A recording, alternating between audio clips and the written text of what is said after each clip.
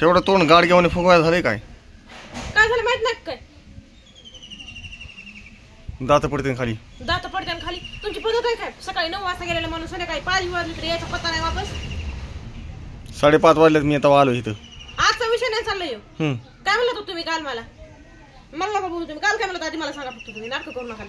हा काय म्हणत होतो काल अगं मी गाडी बुक करायला गेलो आपल्याला तुला माहिती आहे का गाडी बुक करायला गेलो मला माहिती ना मला म्हणलं तेवढे घेऊ चाल आणि वाळू घाल मग काय इतकं यायचं नव्हतं इतकं 5 वाजेपर्यंत तिथं बसायचं होतं पुन्हा येऊन वापस रोडला गेलात मला काय म्हणलं 10 मिनिटात येतो तुम्हाला यायचं नव्हतं मग म्हणायचं ना मला मी कशाला इतके मोठे गहू वाळू घातले असते तुला म्हणलं होतं मी झक मारून घेतली असते मी कशाला तुला म्हणलं होतं मी काय 10 मिनिटात वापस येतो तशीच गाडी लागली मला बस तिथून कसं आहे माहिती का मला अक्कल नाही कळलं का संसाराची गरज मला एकटी आहे तुम्हाला नाही आणि पुन्हा मग म्हणायचं इतकी कशी फुगत येते कशी बोलत येते म्हणून माणूस कशामुळे बोलतो कशामुळे अक्कल नाही तर हे सगळं दिसतंय काय गडी बिडी आहे काय त्याला धान्याच्या गोण्या उचलायला 2 तर उचलल्यात लगेच इतकं काय शानमध्ये आलं झालंय जर मी त्या वडीत नसताना सगळ्या पावसाने भिजल्या असत्या का नसत्या भिजल्या काय धुतले असते त्याच तोळ घातलं असतं पुन्हा तुमच्या कुणी म्हणले असते पण जाऊ द्या तुमच्या कुणी वाळू घातल्या होते इतकं मोठ्या घरात हाय का दिवसभर तरी कसं काय वाळू घालायची होती आमच्या गावाकडे घालते तुम्हाला कसं काय वाटत नाही तुम्हाला माणसाची किंमत बिंमत आहे का नाही थोडी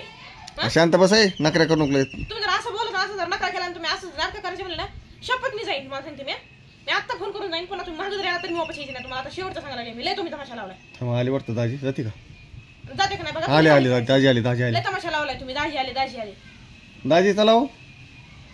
ही गिन घेऊन जा तुमचं आता येईन म्हणलं खरंच निघून दगड घालीन बघा फेकून ओ दाजी काम करा ते कारण पुन्हा आबा आले तर बरं झालं जाते मी आबा सांग लयच पिढा गेली बरं माझी ते आली तर आबा आता बोलू का आबाला बोलू इकडे बोलू का कशाला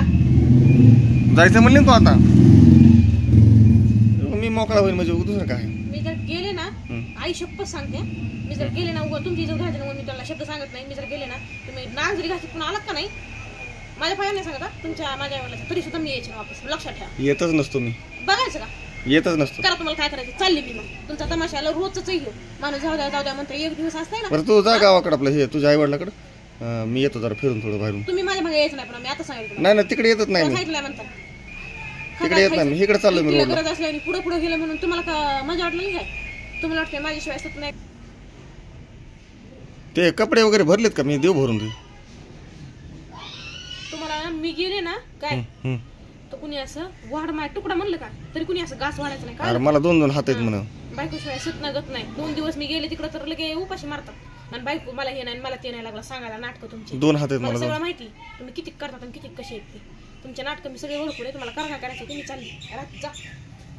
तेवढे वरचे माझे वाळू घातले कपडे आणून आणि खाली ठेव खालची नोकरी काय तुमच्या हाताखाली काय नोकरी बिकोर ठेवली समजेल काय आणि तेवढे कपडे आणून जा मग माझं काय बंद नाही पडत तसेच कपडे पडू दे ना 8 दिवस वरी वाऱ्याने गेले तरी जाऊ द्या